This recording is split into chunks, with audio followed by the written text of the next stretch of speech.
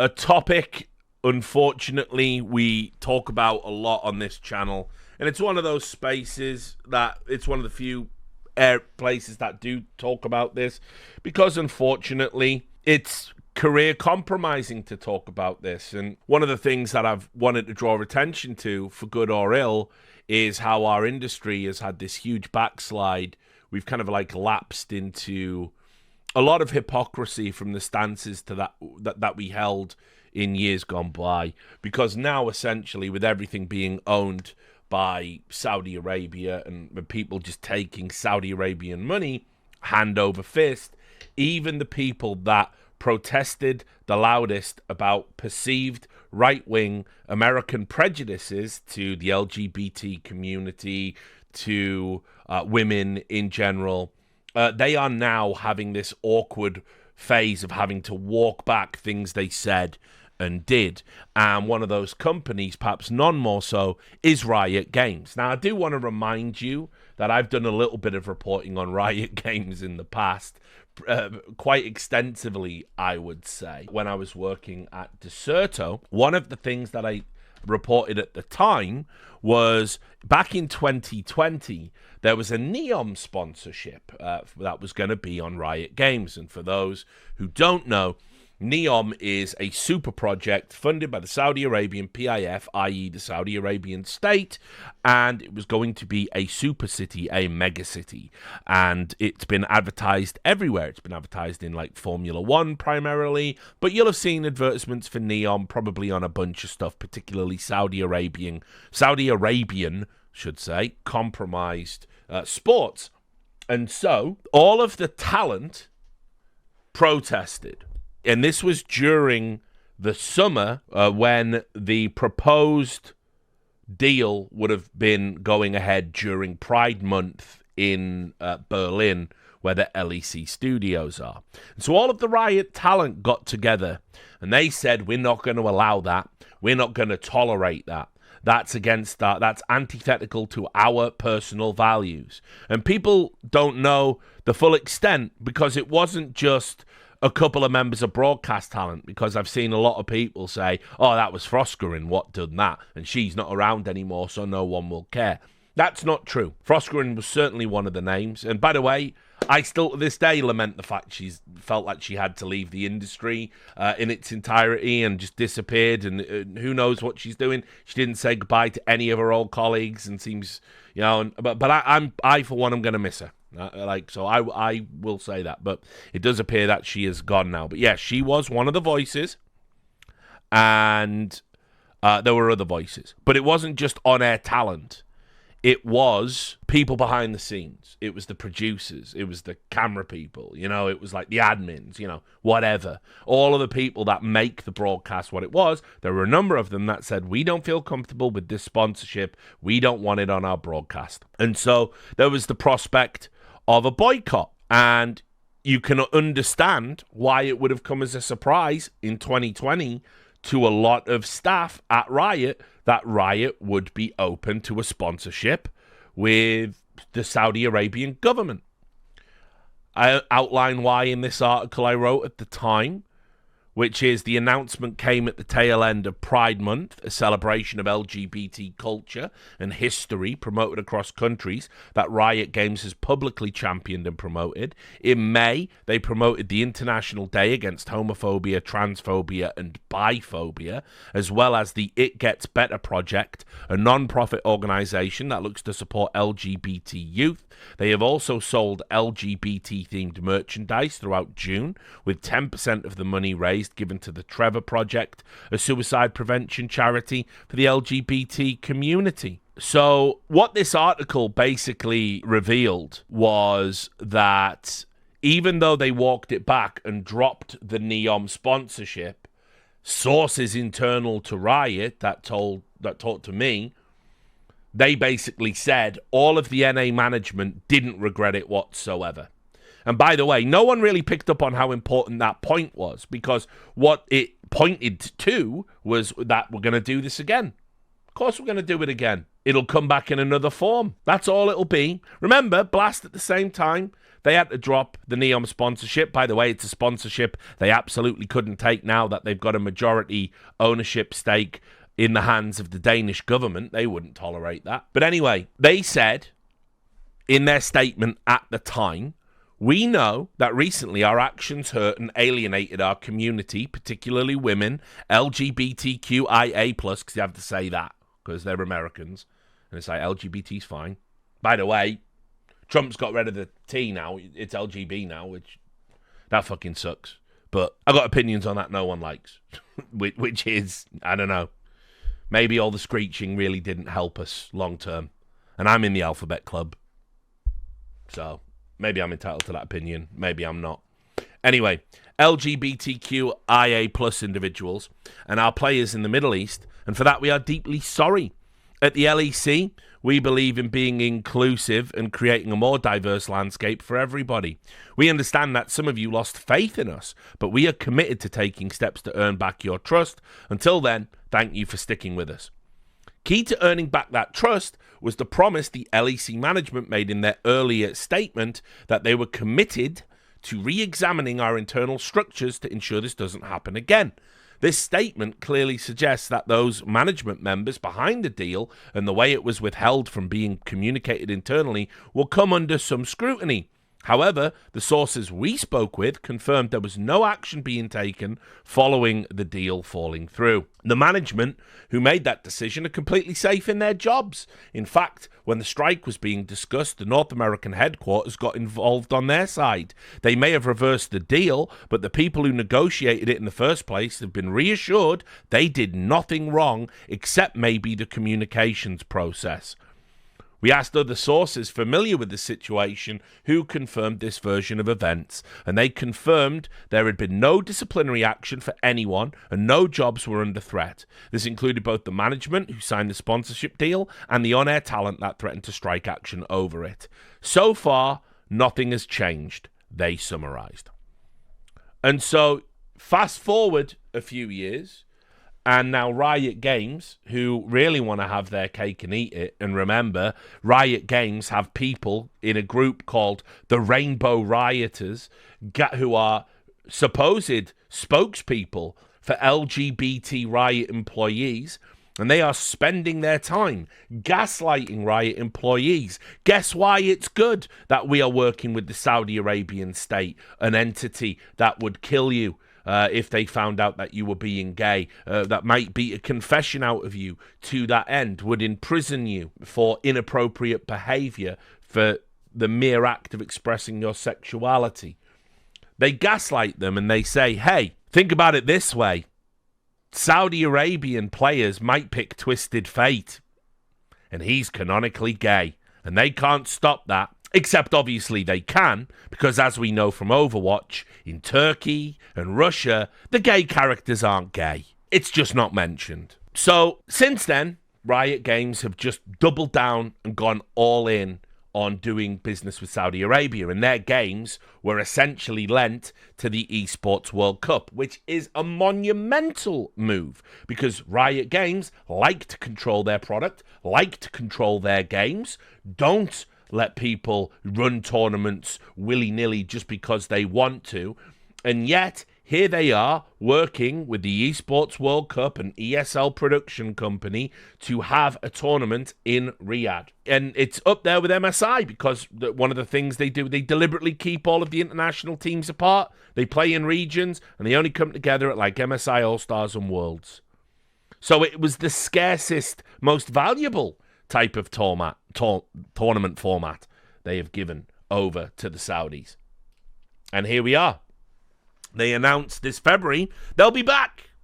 Of course we're back. We're so back. And because they're Riot Games, and because they can't simply just say, listen, we're all a bunch of liars and greedy fucks. We don't care about any of the stuff we pretend to care about. That's why we had to pay $100 million to all the women we systematically abused and degraded in our company.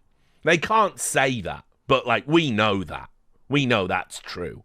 They've always been this weird fucked up cult. Always. I've had their number from day fucking one. But because they're like that, they have to tell you why they are returning to the Esports World Cup and why they are now going to expand the number of games at the World Cup. Now, as we'll get to, they denied Valorant was going to be included when it was Mikhail Klementov put it in his article. But anyway, let's just see. Why are you going back to Riyadh when you obviously stand in solidarity with the gays and the women? This week, League of Legends, Teamfight Tactics, and for the first time, Valorant were confirmed for this year's Esports World Cup. We're taking a moment to be real with you. Oh, Riot, you're going to be real with us. Real. For real, you're going to be real. You're not just going to lie like you do every other single time for everything you've ever done. Just lie after lie after lie. You're not, really, you're going to be real with us. Oh, fuck, well, this is novel. Let's start with the basics. We're granting a license to the Esports World Cup for League, TFT, and Valorant for the next 3 years. They're not even rolling the dice. It doesn't matter how bad it is or what happens on year one, they're giving it away for 3 years. As part of this agreement, you'll also see limited ads for the Esports World Cup, as well as an esports tournament included in Riyadh season later this year. Oh, another tournament in Riyadh. I wonder which journalist said that was coming. During our global tournament, starting with the Masters Bangkok for Valorant. This here is the exact same thing everybody went on strike over for Neon, which is why I showed you that at the start of the stream. And yet, nobody, with the exception of maybe one person, is saying anything about this. It's going to be tough for Sideshow, I imagine. Sideshow is, I believe, working a Valorant event right now at the time of recording this. He made another, I think, 2-hour-long video, which you should go check it out and watch it. I mentioned in it, but he goes over lots of other different things, all relating to the issues with the Saudi Arabian takeover of esports. He's one of the few members of active talent in Riot World that's talking about this, and I'm getting to the stage where I don't believe his position's going to be tenable if he keeps talking about it. I don't think he'll do what some other talent did in other games, who said, no, a tournament shouldn't be held there, and no, I absolutely won't be going, only to then later attend and have a letter written for them saying why they were wrong that they then put their name to. I don't think he'd ever go that route. I think he's got too much integrity, but it's going to be tough for him to continue to talk about it in the manner he has if he ever wants to work, because Riot are punitive. They'll tell you, oh, we're not going to punish you. Of course you're entitled to your opinions. Just don't work the Esports World Cup. And then next time Mark Merrill is sat down talking to one of the oil barons, and they go, wow, this guy, you've got this guy doing events. Look at this video he's making. And he's going, oh, hey, he's gone. I just make a phone call. I'm in the D20. I'm a TV producer now. I did Arcane, yeah? So we'll see how that one pans out. Anyway, they go on. That includes placements similar to what you see from other global esports sponsors, like rotating logo placements during play and video ads between matches with details about the tournament. This is a company, by the way, that didn't want to do this for Coca-Cola historically. And now they are doing it for a Saudi Arabian state project. So if you're a viewer of League of Legends, if you're a viewer of Valorant, if you're a viewer of TFT, it's just going to be foisted on you. There'll be adverts, there'll be logos on the screen. And just to let you know why they're doing the activation this way? They're doing it this way because it gives the talent an out. You don't have to do an ad read. Like when I said I didn't want to do an ad read for the US Air Force when we did the Boston Major. And so they said, that's okay, the stage host can do it. And they asked Golden Boy if he had any problems with it, and he said he was okay with it. So you're going to be watching the game, and it's just going to be there, a little spinning neon logo. You're just going to passively consume your Saudi Arabian slop. It's just going to be there. And no one's going to have to say anything, because everyone knows at Riot how fucked up this is. That's the tacit admission baked into doing it that way. Anyway, let's get to the whys. Why, oh why? Why we're continuing with the Esports World Cup? When we made the decision to participate last year, we went into it wanting to evaluate the tournament experience and better understand its benefit to pro players and teams. The feedback we got from players and teams who participated last year was positive. Only positive, apparently. Interesting. The event's significant prize pool offered crucial financial support for them, providing stability at a time when many esports organizations were working toward a stronger future. The Esports World Cup team put on a good tournament that showcased our sports at a high level. By the way, didn't a bunch of people complain about this tournament at the time? See, I didn't watch it. I boycotted it. But I'm pretty sure on my timeline, people were talking about mistakes that were made and da-da-da-da-da. But okay, we're ignoring them too. And for players in MENA, the EWC was a chance to watch pros in person, often for the first time in their region. We're also adding Valorant this year because of the incredible growth of its esports scene and the demand we've seen from teams and players to bring global Valorant events to new regions. By expanding our licenses for the EWC, we're creating more opportunities for players and teams across all three games to compete on a big stage and grow their profiles. Like all third-party events, participation in the EWC is completely optional for teams, pros, talent, and creators, and that choice has no impact whatsoever on their relationship with Riot and their roles in our official events. Lots to unpack there, isn't there? Because obviously we know Riot Games obviously take punitive measures against people that don't do what they want when they want. We know they blacklist journalists that publish stories they don't like. We know they ban players for saying things they don't like at after parties. We know that they kept a fucking dossier of all the connections in esports so they could glean whether someone joining the company might be a friend of a undesirable, words they used. But don't worry, it'll be totally fine if you tell Riot Games to stick, if you're a star player and you say, I don't want to go, stick it up your ass. You'll be fine. No reprisals for that whatsoever in what is surely a multi-million-dollar deal done over 3 years. But I wouldn't worry about it because they've already been laying the fucking groundwork, haven't they? Remember, Faker said if he could have 3 people from any timeline, anywhere in the world, ever, for dinner, one of them would be MBS. That would be his ultimate lunch. Also, I do kind of feel when they say the feedback we got from players was positive, the event's prize pool offered crucial financial support for them. Doesn't that mean your ecosystem is shit and doesn't support players? Is that the inadvertent admission here, Riot? That you had to do this because the players weren't being financially supported enough. That's interesting. Supporting the future of esports. Wow. Okay, well, that's a good thing because we all want Saudi Arabian-controlled esports to last forever. So let's definitely see what you're doing to support it. Moving forward, we'll continue to open the door for more third-party tournaments worldwide, complementing our existing global schedule. We'll also actively promote these events to ensure you don't miss out on great competitions.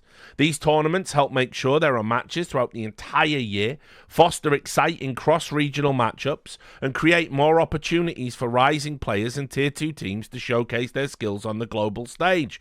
You'll hear more from us in the coming months. Why was none of this important until now? Fans have wanted this for 10 years. People have called out for it. It's been a universal success when you've done it. Yet you have not only not done it yourselves, you actively stopped third parties from doing it because you want control. And now all of a sudden, not only is it fine, it's this whole new thing again. It's the classic Riot turnaround. Everyone told you what was a good idea. You turned it down because you valued control over everything else, even growth in some aspect. And now, when it's either too late for it to be truly good or ideologically compromised, as it is in this case, that's when you decide it's time to do it. When you can get paid by a fucking despotic, human rights violating regime to allow them to do it, that's when it's good, and only then. All right, cool. Esports has always been about more than just organizing tournaments. It's about building something bigger. Ecosystems that give pro players and teams opportunities to thrive while putting a spotlight on the best players in the world. And that requires a significant amount of investment. Support from sponsors and licensing allows us to continue investing at that high level, not only to sustain esports, but to keep evolving, to make sure it remains exciting, competitive, and rewarding for years to come. We know some of you may not feel great about our decision to partner with the EWC in this way, and we respect that. Why wouldn't we?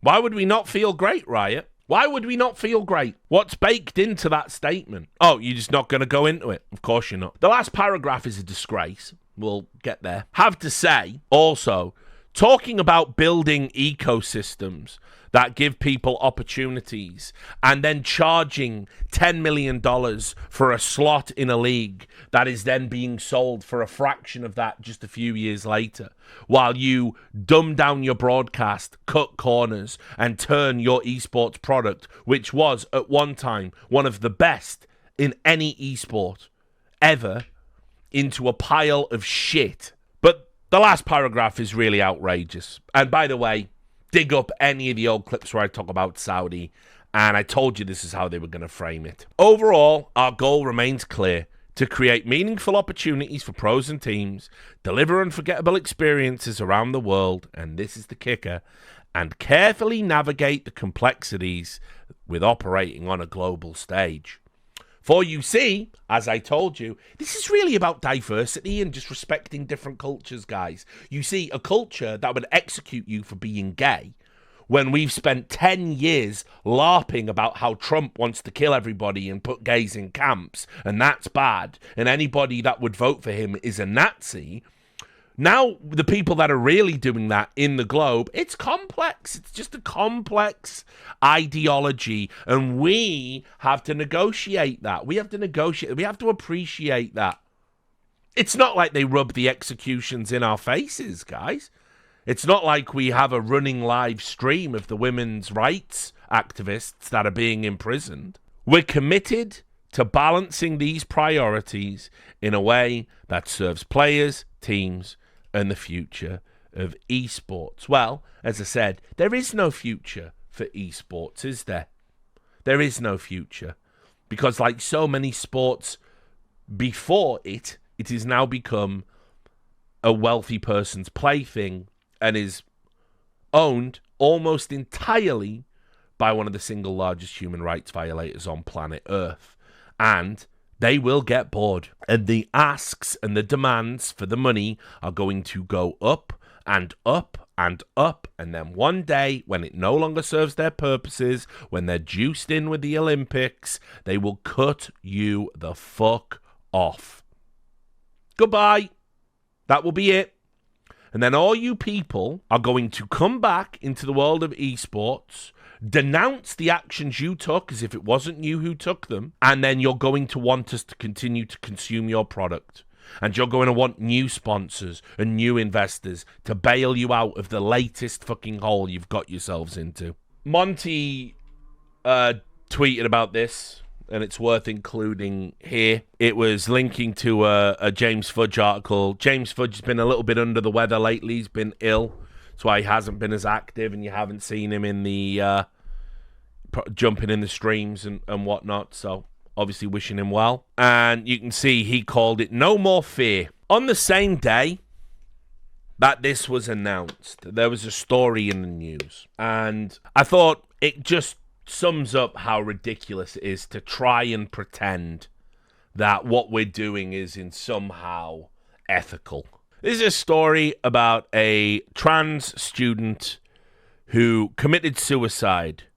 She was a trans Saudi influencer, and she committed suicide and posted her suicide note up on X. And the suicide occurred in 2023. Basically, the long and the short of this story, and I urge you to read the reporting on the BBC about this, but the long and the short of it is, she was reticent to return to Saudi Arabia.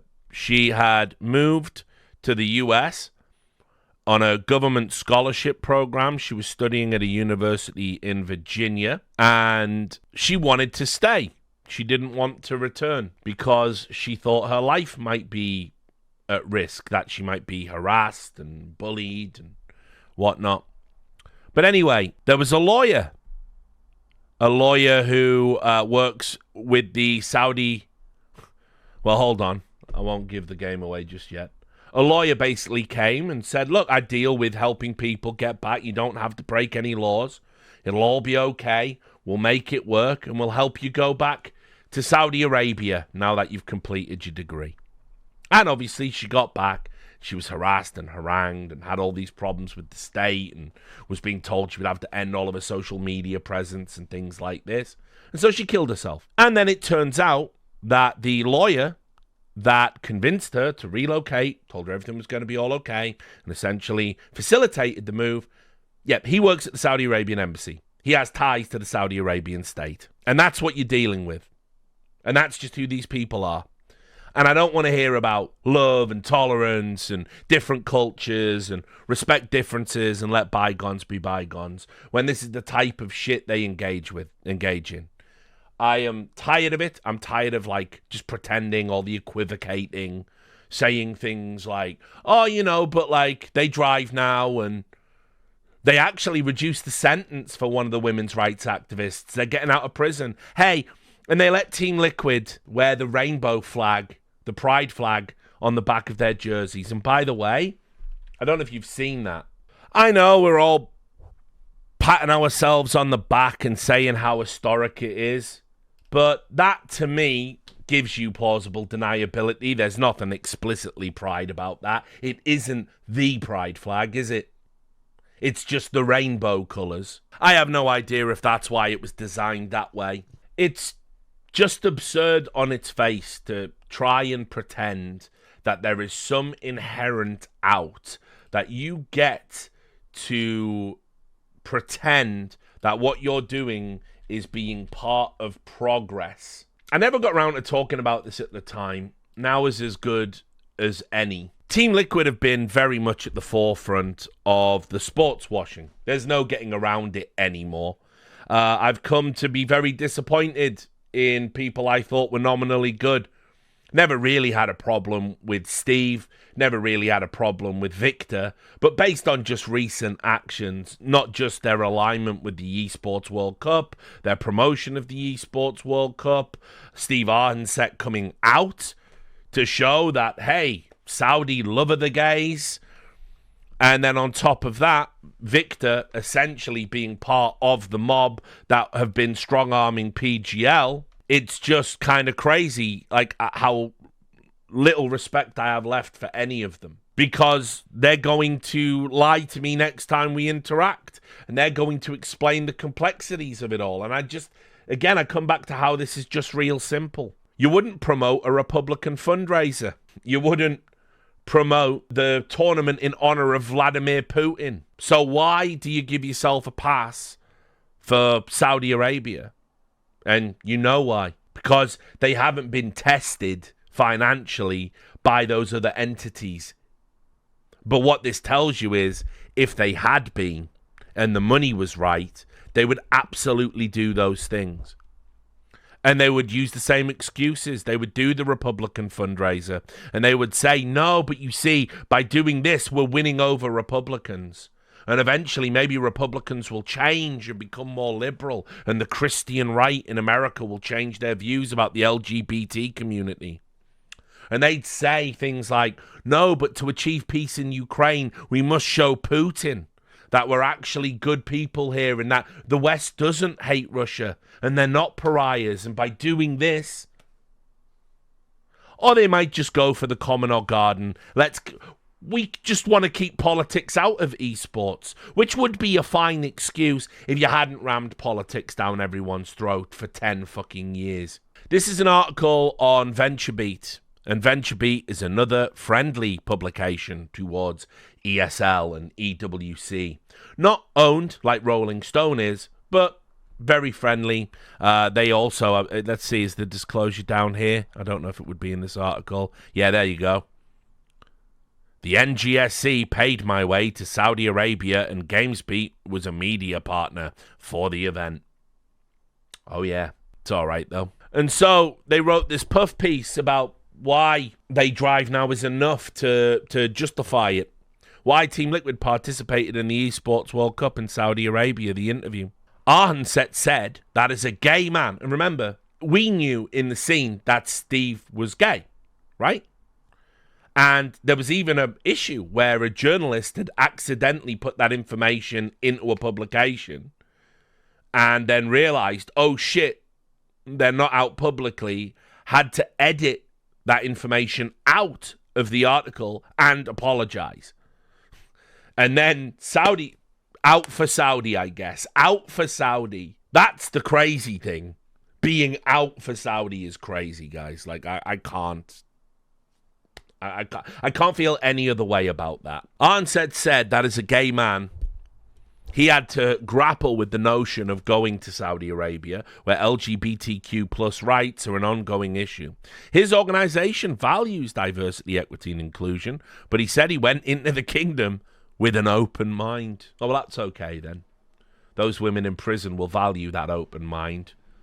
The influencer that had a confession beaten out of him because he was gay and is now in prison. They welcome your open mind. The people executed in the single largest mass execution in decades in Saudi Arabia at the behest of MBS, many of whom, dozens of whom, were killed for having a deviant lifestyle, whatever that means. I'm sure they welcome your open mind. Here's Steve Arhancet again. Will people doubt us and think what we're doing is sports washing? Sure, but we have to believe in what we see and experience firsthand. Believe in nudging and incremental change over time. We want to be part of that, Arhancet said. Change doesn't happen overnight.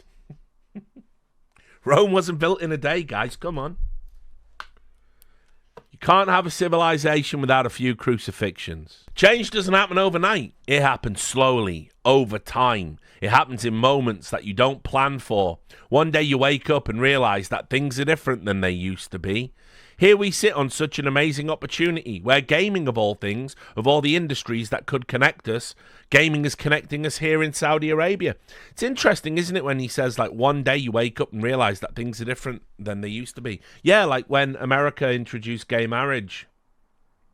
And yet you still talk about it like you're living in a fucking man in the high castle dystopian nightmare where anyone that's publicly gay might go to the camps. Meanwhile, you're carrying water for a country that is never, ever, ever, not in any of our lifetimes, going to legalize homosexuality. What follows is a sort of generic career interview, but it gets interesting here.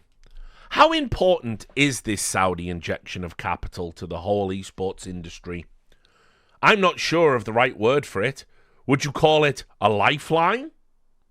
An endorsement of the industry?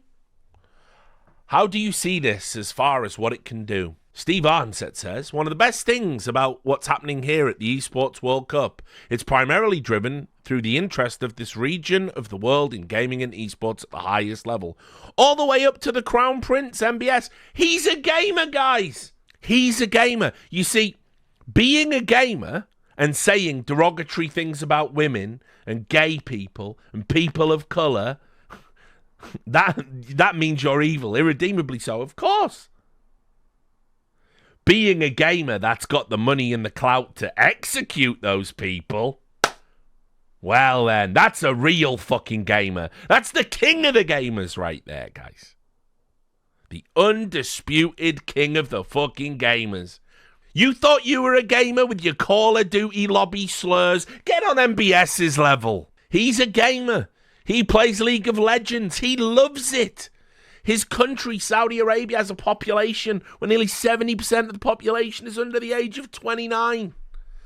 That interest has developed in a way where one of the largest, biggest prize money tournaments has been put on. That being said, as Team Liquid, we don't see this as a lifeline for esports, just publicly admitting they actually don't even need this money. Very cool. We managed profitability during the esports winter prior to the esports World Cup. Now that we've locked second place in, we'll be awarded $4 million in club championship revenue, all of it profit. They don't need the money. It's excess for us this year. We're not seeking to just pad our cash reserves, of course. We're thinking about how we take that capital and inject it into the business to segment ourselves in being so defensible as this multi-generational esports brand. We know that the gamers who are my age, and I'm 43 years old, by the way, are having kids. They're having their second kid. They're raising them in households where they root for esports teams. Those kids are growing up fans of esports teams. We're playing a long game. We're thinking about how to expand into Japan, into India, into Saudi Arabia. We're still in growth mode and investment model. I don't see it as a lifeline. The investors that were primarily in Europe and North America, a lot of them got in thinking they were going to realize returns in a shorter time frame than the actual horizon in esports and gaming. And the reason they didn't get those returns is because people like Steve and people like Victor that run Team Liquid fucked up. They wasted the money. But they don't tell you that part. You know, if I had a kid and I was raising my kid, and let's say the kid was interested in what I did and wanted to know about more about esports, I would certainly tell that kid not to follow any of the following esports involved with Saudi Arabia. I'd give my kid a moral compass. Consider that to be a little bit more important, but I don't know. Hey, as long as the fireworks display keeps going. He's then asked, how do you view the speed at which the Saudis are moving? There's been cultural change. They're building businesses and industries that are going to diversify the country away from oil, build a more modern economy. It seems like they really want to make this go faster than organic growth. So, cultural change, right? Well, all right. My culture. It's clear this region of the world is changing. It's a combination of a number of different factors. He talks about Vision 2030. And here it goes. 2. They have done a lot to move along the cultural timeline. Just 2 years ago, MBS changed more than 200 laws in the country. That led to changes for women and youth. That allowed for more recognition internationally. They drive now. That's literally what he's saying. He's just saying they drive now. It's a fancy way of saying they drive now. He's actually said they drive now. Actually said they drive now. If you understand why they drive now was the phrase I used, this is why. Unironically, they drive now. In your face. They drive now. Even for us as Team Liquid, we're an organization that values driving, diversity, equity, inclusion. We want to continue being who we are, even if we come to Saudi Arabia. That's been challenging for us. We had to navigate the conflicts associated with receiving money directly from the kingdom. We went into research mode. Let's not take things at face value from the media. Oh, okay. Bit of a truther, are we? Bit of a Saudi truther. Let's dig in and have first-hand experience talking to folks on the ground, talking to NGOs that service the region. We talked to Amnesty International and Out Leadership to get an opinion about their perspective. Is it better to boycott, or is it better to be part of the change if you think change is possible? We came out of all that research concluding the option that gives us permission to take the money is the right one. Just abbreviating it. We want to be part of the conversation. If we aren't, then we lose our voice. Team Liquid's voice is one of the most important voices in esports to not lose in this. We have to figure out a way to respect. We're guests in this country. By the way, I'm going to say this on the record. If you don't fucking like it, if this actually makes me a bigot, then the world is insane. No, I don't respect any culture that would throw a gay person off a building or would imprison a woman for dressing, quote, immodestly. I don't respect that, guys. I cannot respect that. I respect human dignity and personal freedoms and liberty. I cannot respect that. You cannot ask me to respect that. I will never respect that. We're guests in the country, and we must respect the local culture and customs while still nudging where we can. A great example, in Pride Month every year we wear Pride jerseys with the logo embedded within the Team Liquid crest. We have a Pride flag at the bottom of the jersey. We were permitted to wear those while we competed in Saudi Arabia during EWC. That might have been the first time that's happened. We get to be who we are. We get to be Team Liquid in a region of the world where we thought we wouldn't be able to. Maybe there are queer Saudis who saw that and realised that there's a tournament happening in Riyadh where pride icons are being broadcast online. Maybe there's a future that's different from the one they thought was always going to be. I felt the same thing, being gay in the United States and thinking I could never get married, and then one day realising that the law of the land had changed. Yeah, we all remember what did it for gay marriage, right? Remember what did it for gay marriage? When that one person, when that one team wore like a rainbow in Alabama, and everyone went, I guess it's okay, let them marry. Do you remember that? Will we change things overnight? No. Will people doubt us and think everything we're doing is sports washing? Sure, but we have to believe in what we see and experience firsthand. Believe in nudging and incremental change over time. We want to be part of that. By the way, this is how you know GamesBeat is a friendly. Well, that's a very measured way of looking at it. Yeah, it's a very fucking convenient way of looking at it, actually. It's very fucking convenient. There's nothing measured about it. It's just very convenient. You have absolved yourself of every single value that you claim to stand for and get to take all of the money.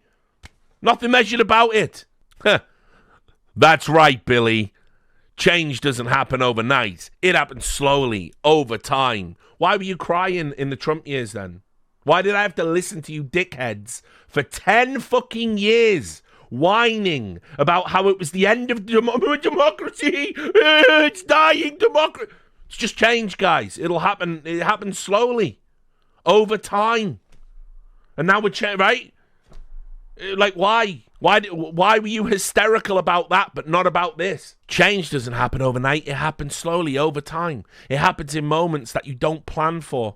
One day you wake up and realize that things are different than they used to be.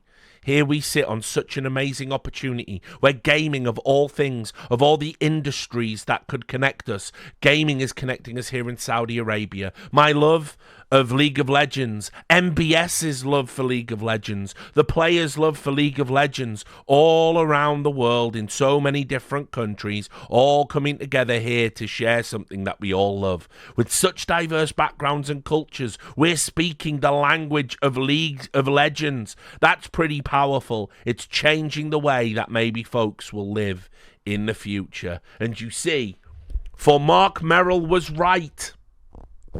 He did change the world when he made a shitty fucking gacha 10-cent funded Dota knockoff. And we must all worship him. You know how, like in Bill and Ted, it's Wild Stallions music, their shit garage band goes on to become the most significant cultural band, and the music spurs on world peace, and that's why Rufus keeps coming through the time machine to make sure Bill and Ted are okay. It was League of Legends all along because MBS plays it. Of course, this is just an all absurd rationalization for getting in bed with serial human rights violators, the likes of which, had they been, as I said, conservatives of a less extreme stripe in America, you would absolutely be going livid. Your Twitter account would have melted. I could go on there now and I bet you've tweeted about Elon, right?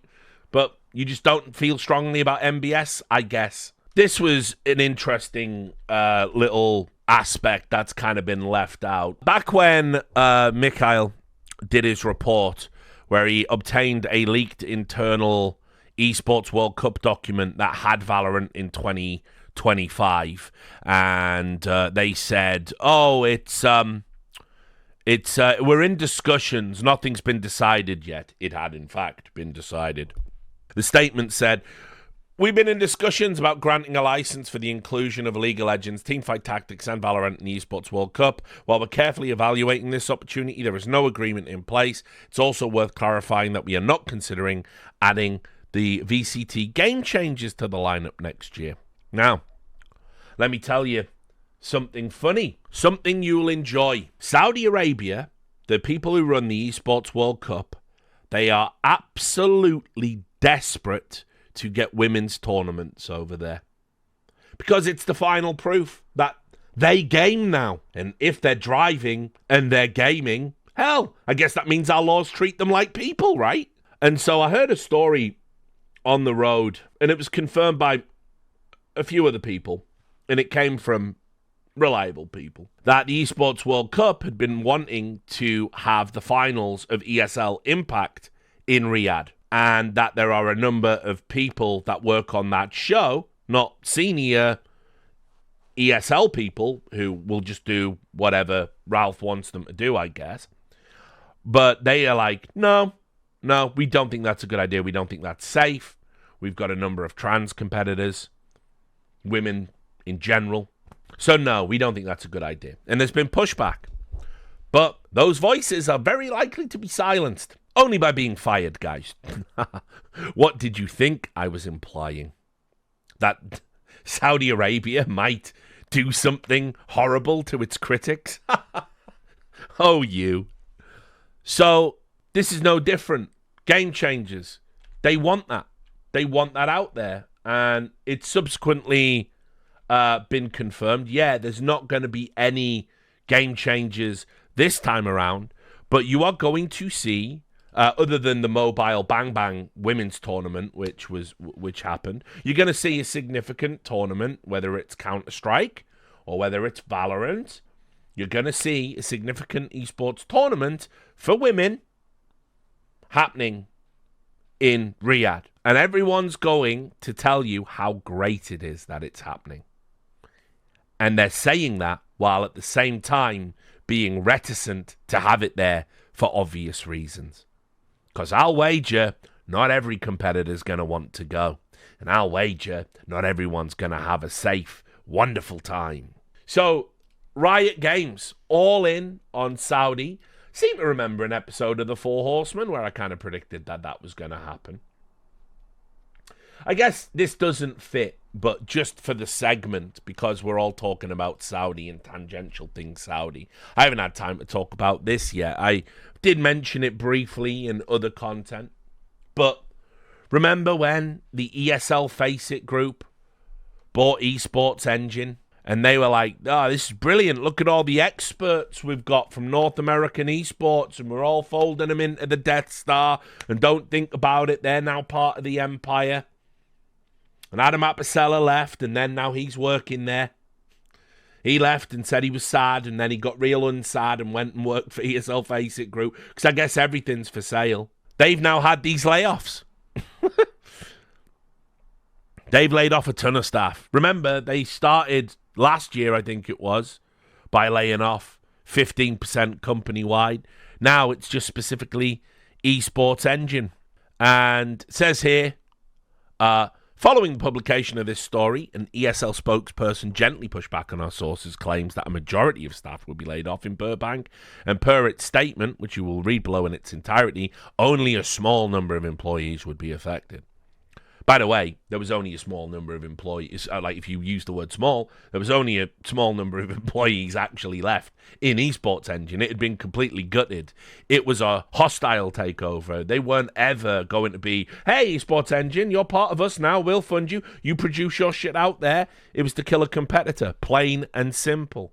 They laid off a lot of good people over there. A lot of people that had been doing great work on like the Call of Duty events and stuff, gone. The remaining employees would be offered relocation to its Ohio offices or remote work, but our sources say that a large number of Burbank employees already worked remotely and that many employees in Ohio also already do remote work. When asked if ESL would be paying expenses for employees to move to Ohio, a spokesperson for the company declined to comment, noticing the process is ongoing. By the way, if you're confused as to why it's Ohio, Columbus, Ohio is where MLG used to happen. And MLG kind of became, it got bought into Activision Blizzard, and then it kind of like, they didn't do anything with it. Then the guys kind of bought it back, and then it became Esports Engine, and then Esports Engine got bought by ES. It's just been a football that's just been kicked all over the park. And so, yeah, you have to go to Columbus, Ohio. By the way, been to Columbus, Ohio many times. Actually like it there. It's got some really nice bars. I'm just starting to feel like this whole Saudi Arabian takeover, I think it's just really sold everyone a bill of goods, and I think a lot of people are going to have some very rude awakenings in about 3 years, would be my estimation. Why do I say 3 years? I simply think people are... What's going to happen is Saudi, the people that are running all of these projects for Saudi, they're not idiots. They're absolutely not idiots. In fact, incompetence is not tolerated in Saudi Arabian executive culture. It's full of nepotism, cronyism, and a total lack of transparency. That's how they operate, culturally speaking. But incompetence, you're gone. Simple as that. And so the people that are running these projects are very savvy and very, no pun intended, and very smart. And so they're watching all of the pieces on the board, and they're going to start realizing we don't need to put as much in anymore. We don't need to pay this amount for as little as we get back. And that means two things. They'll either ask for more, and that's when you're going to see ESL impact in Riyadh, game changers in Riyadh. They're going to ask for more, or they're going to pay less because they're like, we simply don't have to. And when you consider how all of this has been a big concerted play for the Olympics anyway, and they've got that, and they've got a long-term deal to run esports for the Olympics, in many ways, their whole esports endeavor has delivered to them what they wanted the whole time. So these next 3 years, for me, they represent probably that very well might likely be the cut-off point. Everything they've signed and agreed appears to be a 3-year deal. That's as far ahead as they're looking. And yet all of these shills are going to tell you it's about sustainability and the future of esports and everything else. And all I'm going to say to everyone watching this, just be there when the rug gets pulled out from under them. Just be there. Ridicule these fucking people. Mock them. Hold up all of the quotes, all of the shilling. Hold it up as a mirror to their fucking face, and do not let them off the hook for a single fucking day, because if I'm still with us, I will not be doing that. I will be absolutely making sure these people feel shame and embarrassment and humiliation for the decisions they've made to basically serve up our industry to the Saudi Arabian state and to make it fully compromised. So if you're an esports fan, you have a choice. You either don't watch, or you are somehow complicit with a mass sports washing operation, the likes of which we haven't seen before.